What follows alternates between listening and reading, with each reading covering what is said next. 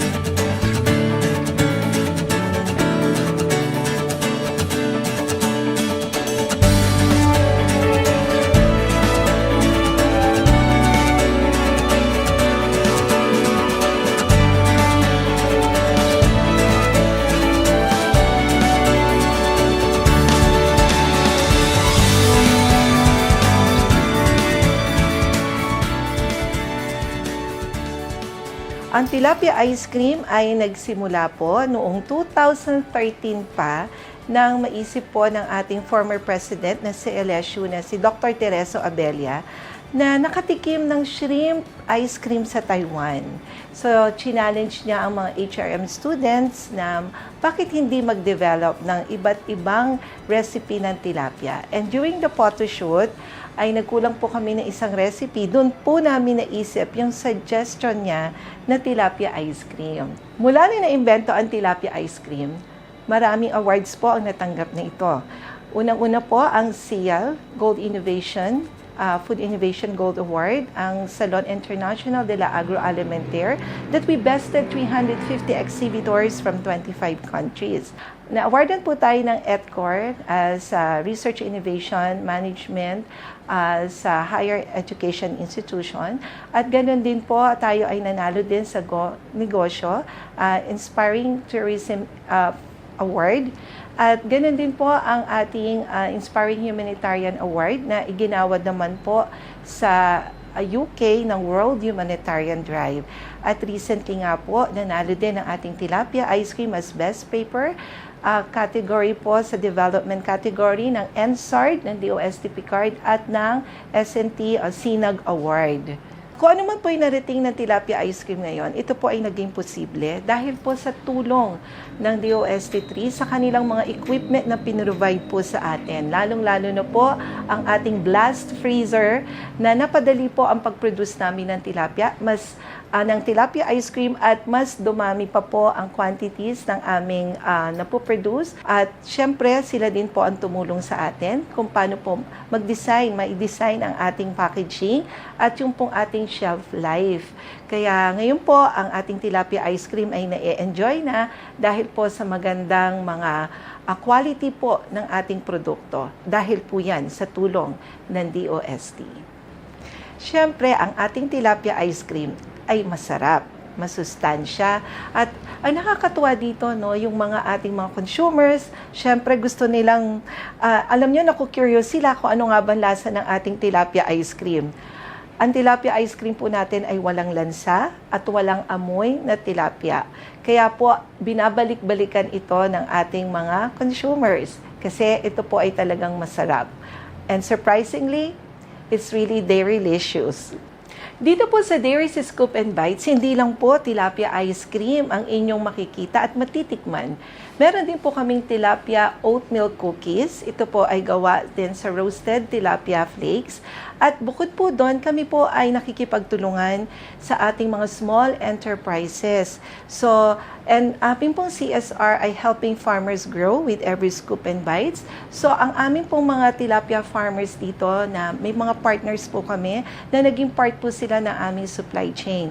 Bukod po doon, ang mga small enterprises ay tinutulungan din po namin na nakakatulong din naman po sa mga farmers, like we have the Edge taro chips, kamote chips, and the red mushroom chips.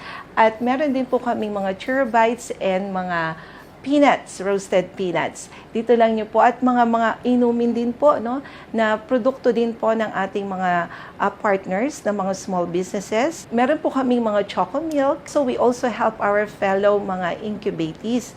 Meron din po kami dito ng sustainable na calamansi juice, and we also help yung aming mga former students before na ngayon ay meron na rin silang maliit na negosyo. That's why we have lines of Vera Latte.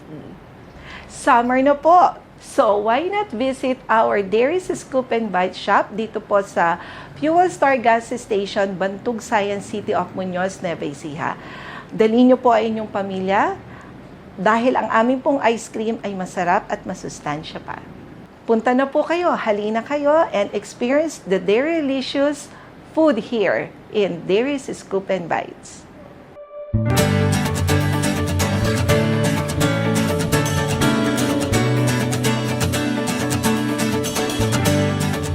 Bukod po sa DOST3, ang DOST Picard ay napakarami din pong equipment na pinrovide sa amin. Ang nagkaroon po kami dahil sa aming tilapia lipad project, nagkaroon po kami ng refrigerated van. Makikita nyo po ang Dairy's refrigerated van na umiikot sa ating community. Ganon din po, kaya po kami nagkaroon ng shop dahil po sa pinrovide nilang kiosk. And dahil po malimit ang brownout, pinrovidean din po nila kami ng generator at para po ma-upscale ang production namin, they also provided us industrial planetary mixer.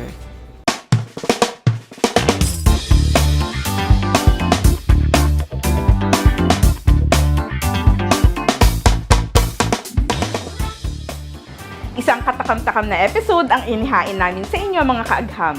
Nawa ay na-inspire kayo sa kwento sa likod ng tilapia ice cream at Dairy's Scoop and Bites. Tunay na hindi matatawaran ang galing ng Pinoy pagdating sa pagbibigay ng pinakabagong produkto sa tulong ng siyensya, teknolohiya at inobasyon. Kami po ay nagpapasalamat sa walang sawang pagsubaybay ninyo sa aming programa. Kaya't huwag kalimutang i-follow ang aming social media account, ang aming Facebook pages, ang DOST Central Luzon at DOST Nueva Ecija. Gayon na rin ang aming YouTube account, ang DOST Central Luzon. Abangang muli kami sa susunod na linggo. Ito ang programa at serbisyong hatid ng Department of Science and Technology dito sa Gitnang Luzon. Sa ngalan pong muli ng aming Regional Director, Dr. Julio Cesar B. Sicat, ako pong muli si Lade Sicat at ito ang Probinsyensya.